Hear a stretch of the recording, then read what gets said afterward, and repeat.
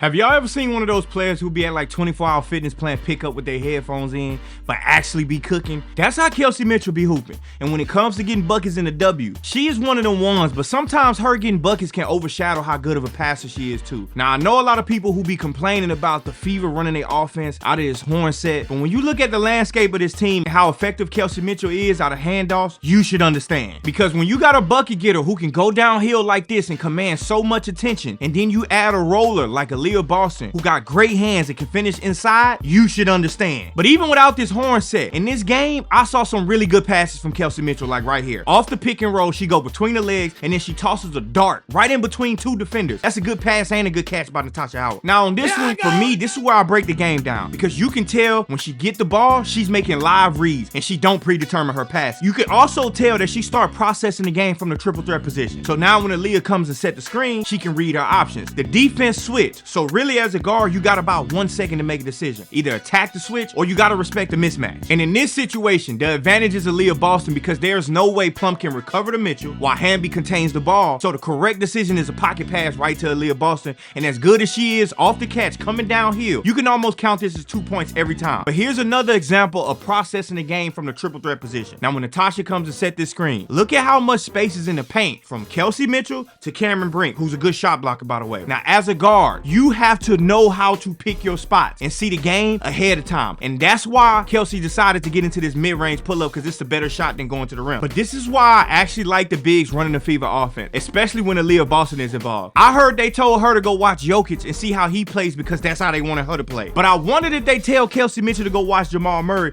because boy, she be cooking off these handoffs from every level. I'm talking about from the mid-range and even off the bounce from 3 too. But the funniest part of this whole thing is Sophie Cunningham, because she wants the ball bad. But listen, sometimes you gotta sit out and watch the chef cook up some time, because Kelsey got that thing cooking. But as good as she is on the ball, she damn near as good or better off the ball too. Having the ability to catch and shoot, mainly because of her footwork on the move. She's always on balance and she get really good lift on her shot too. But her ability to shoot fits well with the advantages that Aliyah Boston can create, especially when she see double teams like this. And then now you end up in a swing situation where Kelsey ends up being the one who finishes the play off with a corner 3. But now I have a question, so I need y'all in the chat to let me know what y'all think. I done heard several WNBA players say Kelsey Mitchell is the hardest player that they had to guard. And with her ability to do all things that I mentioned in this video, are y'all comfortable with saying that she's the best player on the Indiana Fever? Let me know in the comments.